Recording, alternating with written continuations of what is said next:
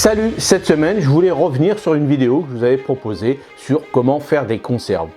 Je reviens d'une formation justement professionnelle et je me suis aperçu qu'il y avait pas mal d'erreurs que je vous avais dites sur ce mode de conservation. Et on va voir tout de suite quelles sont les erreurs qu'il ne faut plus faire pour faire de la conserve.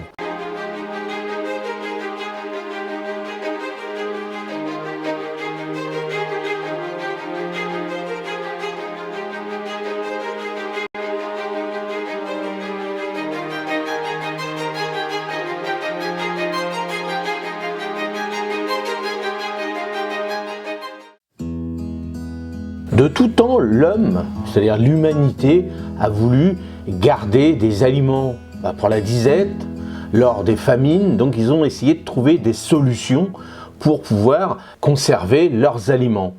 Donc au démarrage, on les faisait sécher, le plus simple c'était ça. Le fumage. Après, près des glaciers par exemple, on faisait de la congélation. Donc vous voyez, on faisait des modes de conservation en fonction des régions.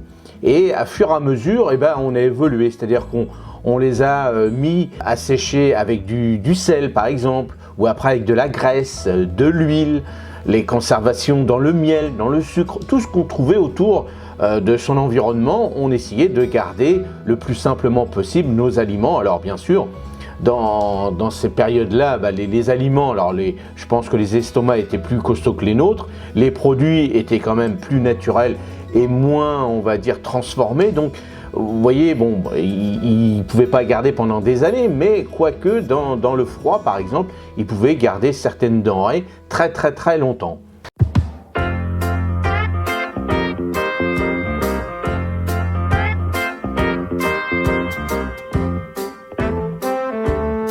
Alors avant tout, cette vidéo n'est pas là pour vous montrer comment faire des conserves. La vidéo que j'avais faite moi sur comment faire les conserves, c'est les mêmes. C'est juste les erreurs que j'ai réalisées en faisant cette conservation que je vais vous montrer qu'il ne faut pas les faire.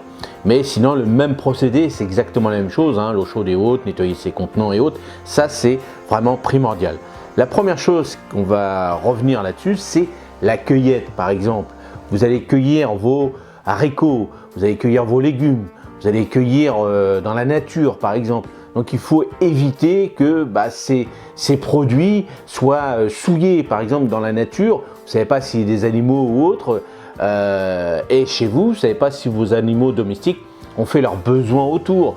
Vous voyez, le plus embêtant, c'est les excréments par exemple. Ça apporte malheureusement des maladies. Donc il faut vraiment bien faire attention où vous allez faire vos cueillettes, ramassage et le stockage par exemple. Vraiment, si tout ce que vous allez entreposer soit bien sain.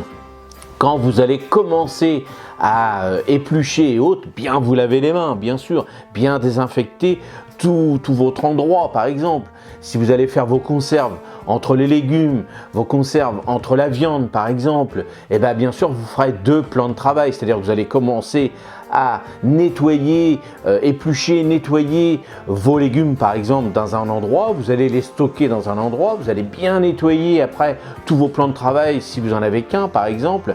Bien sûr pour la viande, la viande on ne va pas la couper, la préparer dans une pièce où il fait 20 degrés. Vous le savez bien que quand il fait très chaud, la viande elle attrape énormément de mauvaises choses, donc automatiquement bien faire attention à tous ces produits-là. C'est ça la base, tout sens. Quand on fait quelque chose, je vais être un peu vulgaire, mais quand on fait des choses, quand on cueille des choses merdiques ou quand on met des choses merdiques dans un pot séché ou autre, il va pas ressortir magnifique. Il va ressortir, quand on fait de la merde, on ressort de la merde. Donc automatiquement, il faut faire attention, c'est vous qui allez les manger, donc faites attention. Si vous avez des animaux domestiques, par exemple sur votre plan de travail, quand vous faites vos préparations, allez, vous les mettez ailleurs, vous nettoyez bien, c'est ça le plus important.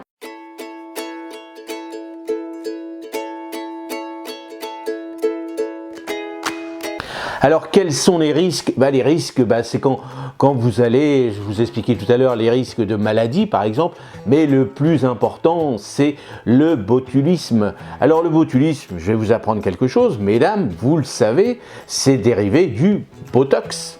le botox que vous mettez dedans, et ben c'est ce petit champignon que vous insérez dedans. Donc, alors, en fin de compte, ce que ça fait, ça paralysie. Donc, là, quand vous attrapez le botulisme, alors c'est rare, bien sûr, mais le plus souvent, quand il y a des cas, les cas sont révélés quand on a fait vraiment, en règle générale, des conserves, des préparations domestiques, on peut appeler ça comme ça. Donc, automatiquement, faites attention et le jour que vous pouvez voir sur internet ou autre, ce qui se passe, c'est que les personnes sont figées, paralysées. C'est ce qu'on vous met dans vos yeux ou autre pour éviter, entre parenthèses, de paralyser les muscles. Donc voilà comment ça se passe avec le botulisme. Donc il faut absolument bien savoir comment on conserve les aliments, parce que le botulisme, lui, il se conserve, il se propage dans les conserves, c'est-à-dire que justement, c'est pas au contact, par exemple, quand vous ouvrez un pot de confiture, vous voyez des moisissures. Alors quand c'est vous qui les avez faites ou autre, bon, on retire la moisissure parce que là, on retire, donc il n'y en a pas en dessous, il y en a que dessus, donc là, on le voit. Mais le botulisme, c'est dedans, c'est justement quand c'est fermé, vous ne le voyez pas. Il n'y a pas d'odeur et autres, vous pensez que le produit est sain, et puis vous le mangez, vous l'attrapez. Donc, si vous avez fait des conserves, par exemple, actuellement dans ce mode de conservation dans vos grands stérilisateurs, comme on appelait ça, mais je vous expliquerai comment il faut les appeler, il faut, le plus important, si vous ne savez pas, bien réchauffer, bien recuire vos aliments. Comme ça, là, vous allez monter à une température de plus de 100 degrés normalement, et là, vous allez vraiment détruire ce champignon, ce parasite, on va dire, on peut dire comme ça aussi, ce champignon, on va rester dans le champignon, et donc c'est ce que cette bactérie, on va dire, plutôt cette bactérie qui est dedans, donc vous allez la détruire à plus de 100 degrés. Donc c'est pour ça, si vous ne savez pas trop, réchauffez vos aliments, bien chauffés, et comme ça, vous allez éviter pas mal de maladies.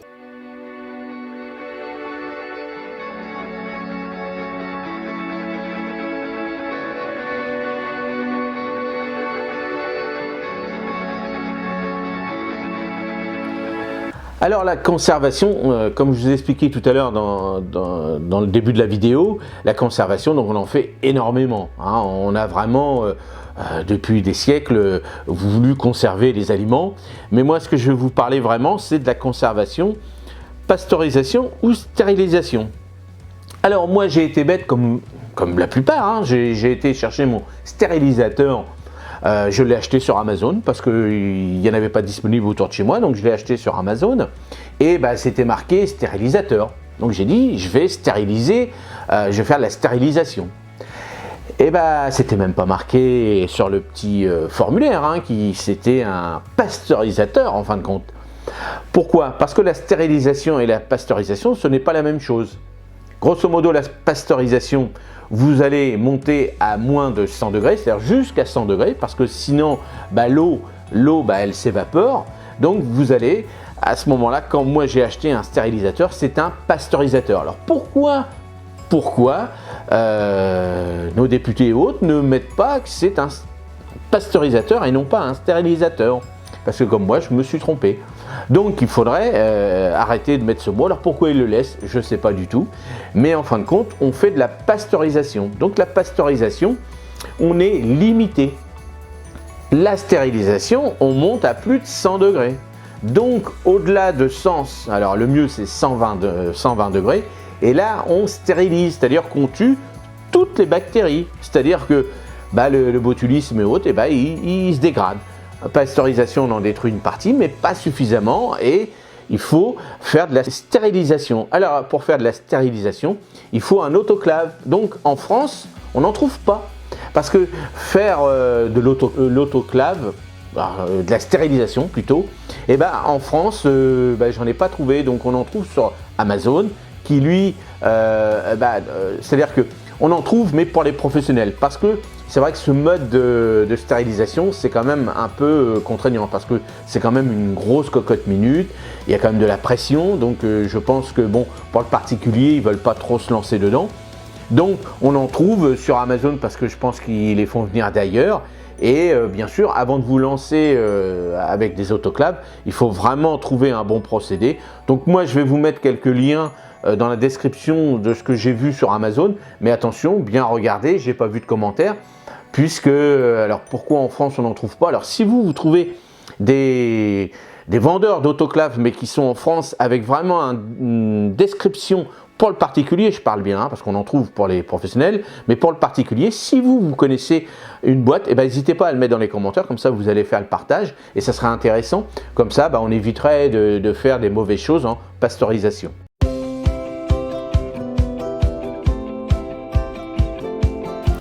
Alors, tout d'abord la pasteurisation, c'est-à-dire c'est un procédé de conservation des aliments par chauffage à une température comprise entre 85 et 100 degrés.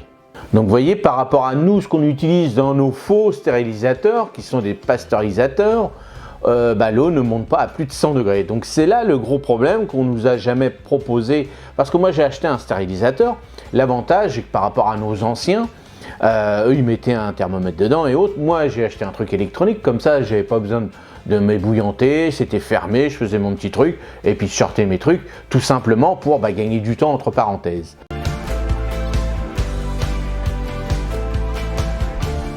Alors la pasteurisation tire son nom des travaux de Louis Pasteur.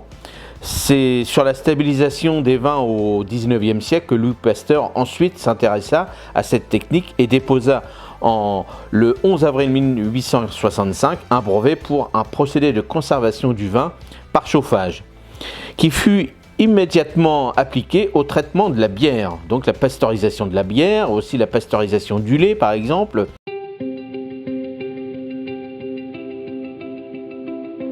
Donc ensuite, le deuxième mot, c'est la stérilisation. Donc la stérilisation, c'est quoi? C'est une technique destinée à détruire tout germe microbien, par exemple d'une préparation souvent alimentaire.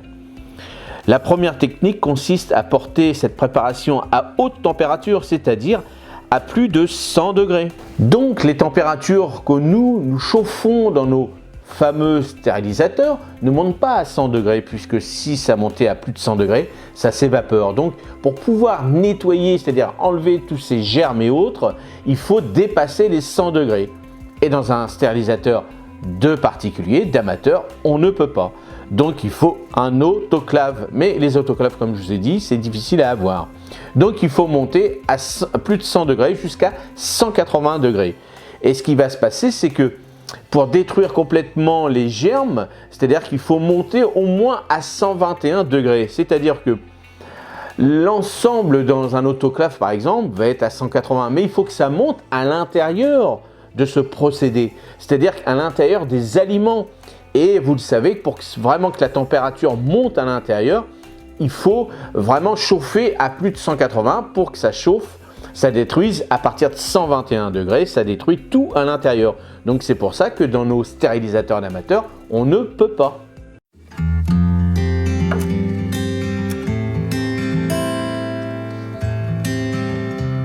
Donc cette technique a été inventée par Nicolas Appert à la fin du XVIIIe siècle. Donc la l'apertisation, c'est son nom, Monsieur Appert. Cet autodidacte a inventé le procédé à l'origine des conserves et des plats cuisinés et créé à Massy la première conserverie. L'application scientifique a été fournie 60 ans après par Louis Pasteur au XVIIIe siècle. Donc voilà les deux différences par rapport à la pasteurisation et la stérilisation. Et le plus important maintenant, c'est ça, c'est ce que je vais vous expliquer, pourquoi ces deux procédés sont complètement différents par rapport à cette chaleur. Donc la stérilisation à l'eau bouillante est suffisante pour les aliments dits acides. L'acidité se mesure en pH, c'est-à-dire qu'il faudrait avoir un petit potentiomètre, ça vaut, je vous mettrai un lien pour pouvoir en trouver sur Amazon ou autre, ça vaut moins de 50 €.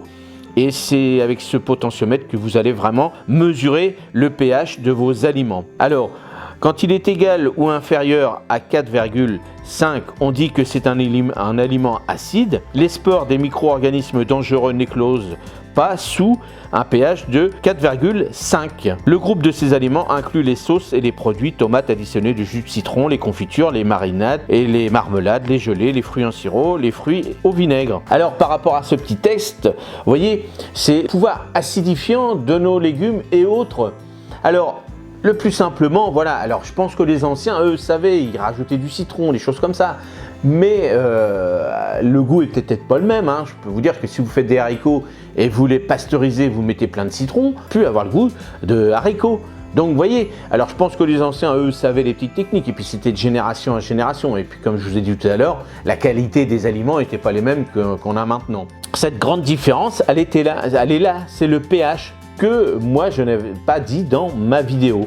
Alors le plus simple, c'est d'acheter une espèce de thermomètre que vous mettez dedans, et on va vous dire si ça dépasse, ou si c'est acide, ou c'est pas acide. Donc comme on vous explique, il faut que ça soit vraiment acide pour faire de la pasteurisation.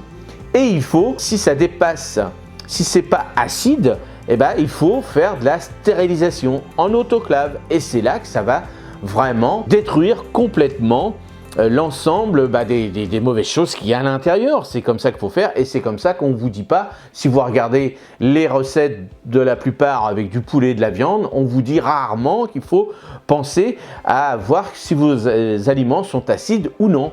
Alors la stérilisation à l'autoclave est approprié pour les viandes, les poissons, les fruits de mer, la volaille, les légumes, les recettes en sauce, les soupes, les ragoûts, les légumineuses, etc. Ce que ces aliments ont en commun, c'est leur taux d'acidité peu élevé. Leur pH est supérieur à 4,6. Il doit être absolument stérilisé à l'aide d'un autoclave pour assurer de détruire les spores et les micro-organismes qui pourraient germer dans la conserve en libérant des toxines potentiellement mortelles. Une conserve d'aliments peu acides offre l'environnement idéal. La multiplication de telles bactéries, sauf un autoclave, peut permettre d'atteindre la température suffisante pour bien détruire les spores. Rien d'autre. On l'a prouvé scientifiquement il y a plus de 100 ans.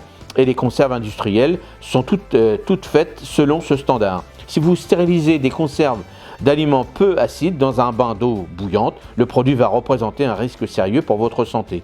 Alors il y a encore plein de choses à dire dans ce mode de conservation, donc je vais vous mettre des liens que vous pourrez aller plus loin, mais j'espère que j'ai été un petit peu plus clair pour mettre une compensation avec l'autre vidéo que j'avais faite il y a un bon bout de temps, de bien vérifier votre pH des aliments que vous allez mettre dans vos bocaux.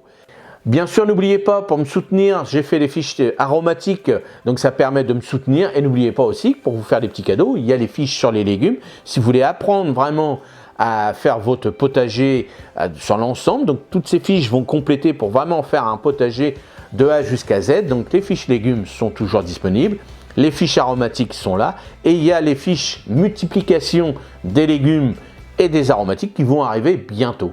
Allez, j'espère que vous avez passé un bon moment avec moi et je vous dis à mardi prochain. Salut!